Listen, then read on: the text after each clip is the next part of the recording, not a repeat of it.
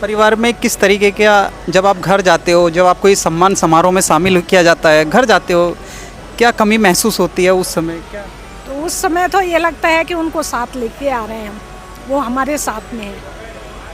तो कमी तो खैर वो कमी कभी पूरी नहीं हो सकती, जो कि वैसे भी वीर शहीद की या सैनिक की जो पत्नी होती है वो उसका जीवन ही इंतजार में निकलता है। भूमि भारत विधाता यो जन्म लेनी तेरी गोद माता, कनकान लाल यख पैदा हुए ना, तेरू नाम ऊंचू करी जाओ ना। धन्यवाद। एक समय था जब कहीं ना कहीं जो बेटियों को कहीं ना कहीं पढ़ाया नहीं जाता था, एक डिस्क्रिमिनेशन था आज हमारे समाज में। आज कहीं ना कहीं जो बेटियों का स्टैंड है और जो आज हमारे मतलब बेटों का स्टैंड है, दोनों कहीं ना कहीं इक्वल दिखता है। इसको लेकर महिलाओं में किस तरीके के एक नहीं, एक बहुत अच्छी जागरूकता आई है।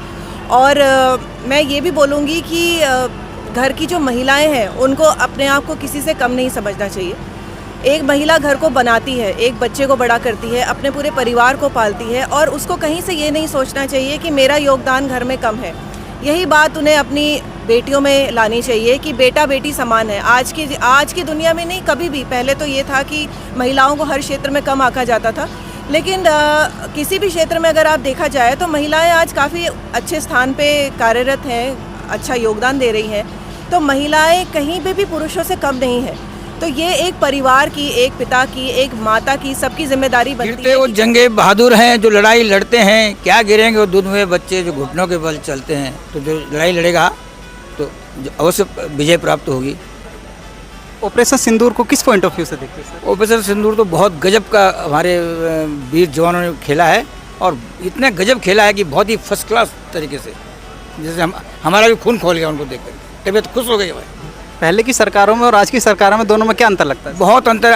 पहले की सरकार को हम गोली नहीं मार सकते थे, आज अगर गोली आई तो गोले से जवाब। परिस्थितियाँ हमेशा चुनौतीपूर्ण तो रहती ही हैं कि जब हम लोग अपने ड्यूटी में तैनात रहते हैं तो किसी भी समय कोई भी घटना ना घटे और देश को सुरक्षित रखा जाए, इसके लिए ही हम लोगों को भर्ती किया गया है, और उस पर हम लोग सजग रहते हुए अपनी ड्यूटियों का निर्वहन करते हैं। लेकिन सही बात यह है कि भारत ने जो अपनी आज के हम फ़ौज में तैयारी कर रहे हैं, हमारी तीनों जो फ़ौजें हैं उनकी जो तैयारी हैं वो हम मल्टी बॉर्डर और मल्टी डायमेंशनल जो एक आगे हमें लड़ाई लड़नी पड़ेगी उसकी तैयारी कर। जो सिंदूर ऑपरेशन था उसमें हमारे निहत्थे सैनिकों को, हमारे निहत्थे देश के लोगों को जो पिकनिक पे गए थे, कोई शादी का हनीमून मनाने गया था, पहलगांव में जिस तरह से आतंकवादियों ने निर्मम हत्या उनकी करी है, और इस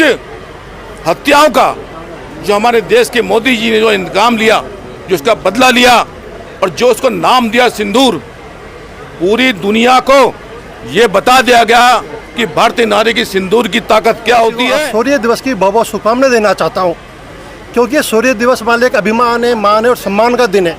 क्योंकि आज ही के दिन 26 जुलाई 1999 को भारतीय सेना ने, जैसा कि आपको पता है, कारगिल विजय प्राप्त की थी।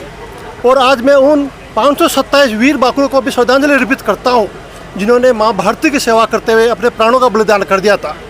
उन्हीं 527 में से 75 ऐसे जाबाज बाकुरे भी थे जो उत्तराखंड भूमि, देवभूमि से संबंध रखते थे। और आज 75 वीर सैनिकों को जिन्होंने अपना बलिदान किया प्राणों का, उनको श्रद्धांजलि देने के लिए आज हम देहरादून गांधी पार्क में हमारे बीच में जो अध्यक्ष साहब हैं, थोड़ा इनसे जानने का प्रयास करेंगे। सर, जो आज इस कारगिल विजय दिवस को लेकर क्या कहना चाहोगे सर? देखिए, जो कारगिल दिवस है वो दुनिया की ऐसी लड़ाई है जो पूरी दुनिया के सबसे ऊंचे स्थान पे लड़ी गई।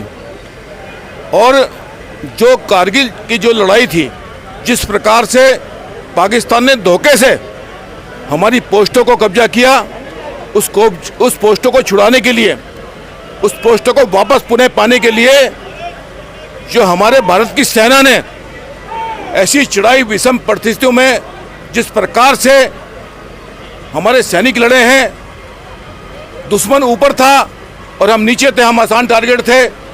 ऐसी स्थिति में एक बहुत विषम परिस्थिति थी। ऐसे में हमारे जवान जो सैनिक थे वो भारत के ही ऐसे सैनिक हैं जो ऐसी लड़ाई लड़ सकते हैं।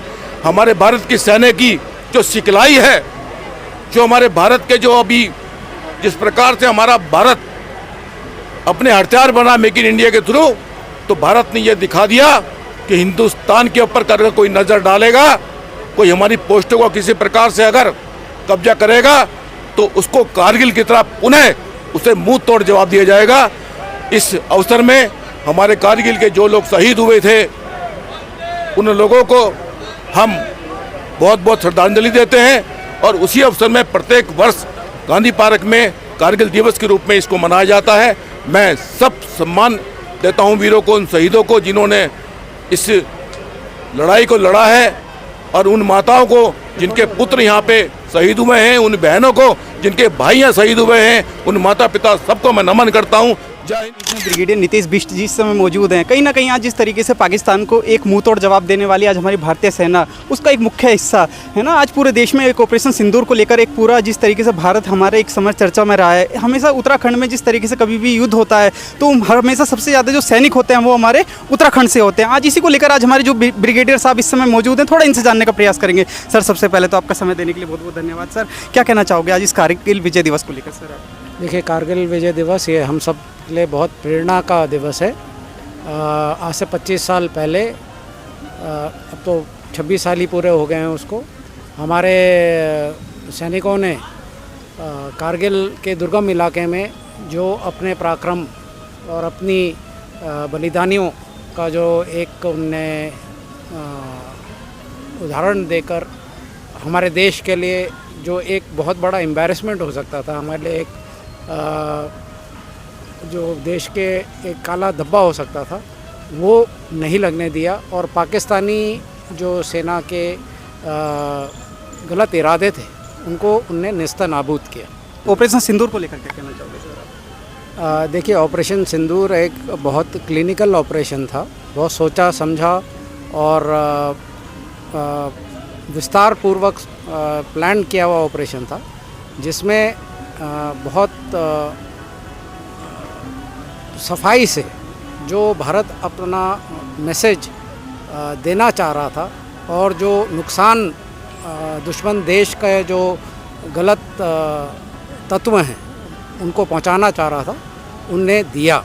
और इसका सबसे बड़ा जो हमारे को एक फ़ायदा रहा है वो ये है कि दुनिया में किसी भी देश ने हमारी उसके लिए निंदा नहीं। आज हमारी जो सिविल डिफेंस है, क्या है हमारी सिविल डिफेंस, आज इसी को लेकर थोड़ा सा आज हमारे विस्तार पूर्वक थोड़ा हम चर्चा करने का प्रयास करेंगे। सर, सबसे पहले समय देने के लिए धन्यवाद। सर, आज जो हमारी सिविल डिफेंस है, क्या है सर सिविल डिफेंस? बिल्कुल सही कह रहे हैं आप। हमारी सिविल डिफेंस पूरे उत्तराखंड में मात्र देहरादून में है और केवल सिटी क्षेत्र में है। तो सिविल डिफेंस के अभी जब पाकिस्तान से युद्ध प्रारंभ हो गया था तो 7 मई 2025 को इसकी मॉकड्रिल रखी गई थी और मॉकड्रिल बहुत ही सफलतापूर्वक संपन्न हुई। तो भारत सरकार द्वारा ये निर्देश दिए गए उत्तराखंड सरकार को कि जितने भी हमारे पूर्व सैनिक हैं जिनकी एज 45 से 55 वर्ष की है और रिटायर हो गए हैं, तो उनको भी सिविल डिफेंस में भर्ती किया जाए, जिससे कि उनका जो है लाभ प्राप्त हो, सिविल डिफेंस विभाग को उनका अनुभव का प्राप्त हो। तो इसमें कई मतलब जो है वहाँ से राज्य सरकार को निर्देश आए और राज्य सरकार के निर्देश से जो पूर्व सैनिक कल्याण मुख्यालय वहाँ पे आदेश गए और हमारे डायरेक्टरेट में गए। तो हमारे डॉक्टर PVK प्रसाद जो डायरेक्टर सिविल डिफेंस हैं और कर्नल योगेंद्र सिंह और अधिकारियों के बीच में मीटिंग हुई है। अब उसी के जो भारत सरकार के निर्देशों और राज्य सरकार के निर्देशों के अनुसार ऐसे भूतपूर्व सैनिक जिनकी एज 45 से 55 वर्ष के बीच में है, उनको भी सिविल डिफेंस में भर्ती किया जाए। तो हमारी भारतीय सेना की सबसे बड़ी जो आज तक सबसे ज़्यादा स्ट्रॉन्ग जो वो है वो उसमें मानी जाती है, क्योंकि उसमें हमने घर के अंदर घुस के उनको मारा है और उनको मतलब पानी तक पता नहीं चला कि हमको कब ये मारेंगे और कब आएंगे, यहाँ पर कब आए और कब वापस चले गए। ये उनको अब भली बात मालूम हो गया कि भारतीय सेना कैसे होती है, क्या काम करती है, कैसे अपना बदला लेती है। कारगिल दिवस ऐसा दिवस है सैनिकों के लिए जो कभी भुलाया नहीं जा सकता है। ये सदियों तक चलता रहेगा अब, क्योंकि जो देश के लिए शहीद हुए, क्या वो अपने परिवार के लिए थोड़ी हुए, वो हर अपनी मातृभूमि के लिए आखिरी गोली आखिरी दम बोलते हैं, आखिरी दम तक लड़ते लड़ते जो है देश के लिए शहीद हुए, मातृभूमि के लिए शहीद हुए। इनको कभी नहीं भूलना चाहिए। याद रखें, आपने देखा होगा माननीय मुख्यमंत्री जी ने बहुत अच्छे शब्द में कहा है कि देखो सैनिकों को हम भूल नहीं सकते हैं, सैनिकों के परिवारों को हम भूल नहीं सकते हैं। सैनिक चले जाता है, वो शहीद हो गया है, देश के लिए शहीद हो गया, पर आज जो याद गाथाएँ हैं, जो चल रहा है, जो सैनिकों के प्रति हो रहा है, वो अच्छा हो रहा है और आगे भी अच्छा होता रहेगा। मुख्यमंत्री जी और गणेश जोशी जी जो सैनिक कल्याण मंत्री हैं, ये हमेशा इस बात पर बहुत ध्यान देते हैं और बड़े गर्व की बात है कि हम उन शहीदों को क्या याद कहना चाहोगे आज जिस तरीके से कहीं ना कहीं आप एक सैनिकों के भी एक फैन हो सर, इस ऑपरेशन सिंदूर को लेकर सबसे पहले क्या कहना चाहोगे? पहले तो मैं हवलदार राजेंद्र सिंह, अध्यक्ष रानी पोखरी, और रानी पोखरी क्षेत्र से आए हुए मेरे साथ पूरी टीम है। ऑपरेशन सिंदूर हमारे जो प्रधानमंत्री द्वारा ये डिसीजन लिया गया, एक गोली एक दुश्मन, और हमारे आर्मी को जो खुला हैंड दिया गया कि अगर उधर से गोली आती है तो इधर से गोला दाग दिया जाए। इस तरह से हमारा जो ब्रह्मोस था उसने जो है पाकिस्तान का जो 15 एयरबेस थे उनको बुरी तरह से ध्वस्त किया, और आज जो है पूरे वर्ल्ड में ब्रह्मोस्त्र की डिमांड हो रही है, जिसको कि इतना इफ़ेक्टिव हथियार हमारे पास है, पाकिस्तान उसको देख के थर थर काँपता है। और हमारा जो ऑपरेशन सिंदूर था बहुत ज़बरदस्त था।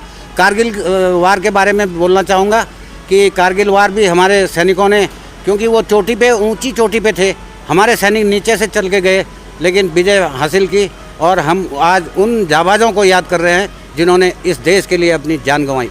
भारत माता की जय, जय हिंद।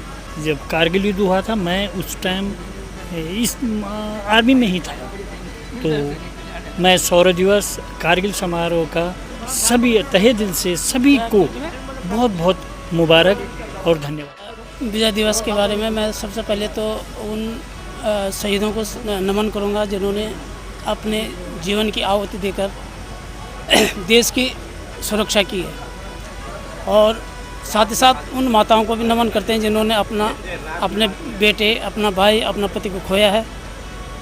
इस जो ये कारगिल दिवस है, इससे हमें आने वाले समय जो हमारे फौजी हैं वो इससे क्या होंगे, एक प्रकार से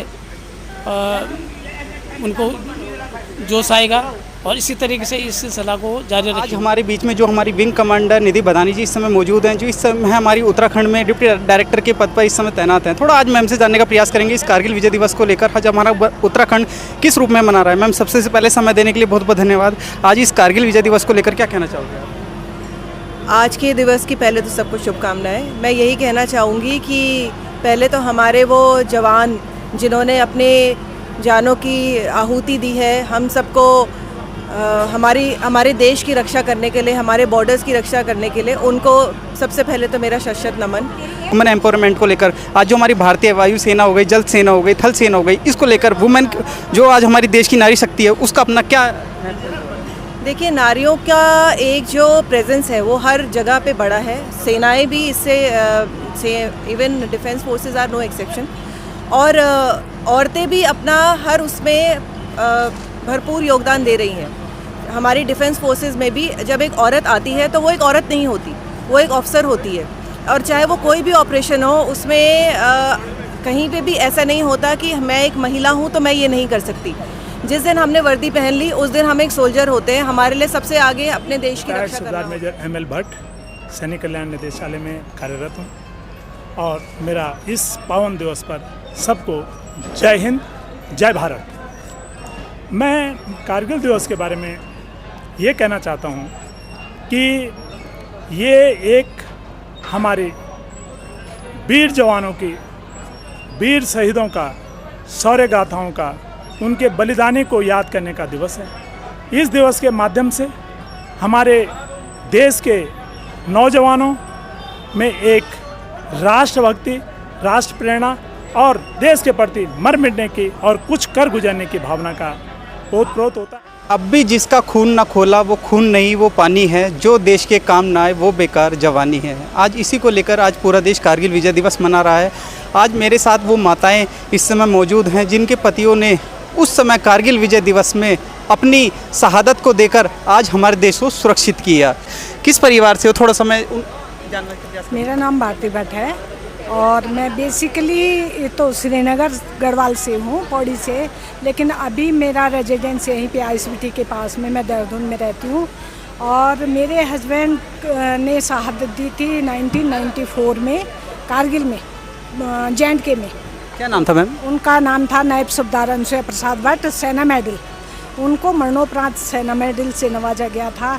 और आज भी मैं अपने देश की जो हमारे लीडर्स हैं, हमारे देश की जो आर्मी है, आज एक ऐसा प्लेटफॉर्म है कि जो हमें इतने सालों बाद भी हमें याद किया जाता है, कि इतना सम्मान दिया जाता है। और कोई ऐसा प्लेटफॉर्म नहीं है कि जहाँ पे कि कोई मर जाए। मरना तो सभी को है, लेकिन हमारे लिए ये बहुत ही गौरव की बात है कि आज भी हमारे शहादत को, हमारे पति की शहादत को याद किया जाता है। और हम सारी जो भी वीर नारियाँ हैं, बहनें, उनको सम्मानित किया जाता है। हमारा जो एक्स सोल्जर बोर्ड है वो हमें बार बार याद करता है, हर फंक्शन पे याद करता है, हर समय हमें सम्मानित करता है। 25 और 6 31 लगभग 31 साल हो गए आपने अपने पति को खोए हुए। आज भी वर्तमान में किस तरीके से आप उनकी यादों को देखते हो, उनकी शहादत को देखते हो? देखिए, खुशी होती है कि देखिए मर तो वो भी जाता है जो हमारे पहाड़ों में पेड़ के नीचे दब जाते हैं, नाले में बह जाते हैं, लेकिन आज 31 साल बाद भी ऐसे लग रहा है कि अभी वो जिंदा है, हमारे बीच में है। जब उनको सम्मान दिया जाता है, जब उनके नाम से हमारे पास लेटर आता है कि आपको फलानी जगह बुलाया है, तो हमें हमारी वो पुरानी जो यादें होती हैं वो लौट के आती हैं। और देखिए, खोने का तो जो दुख है वो तो जीवन भर नहीं जाएगा। और अब तो हमने समय निकाल दिया है उस वीर शहीद की यादों में। और अभी कुछ अब ज़्यादा है, क्योंकि अभी एज ऐसी हो गई है कि अब थोड़ी साथ की ज़रूरत होती है, लेकिन हमें ऐसे लगता है कि वो हर पल हमारे साथ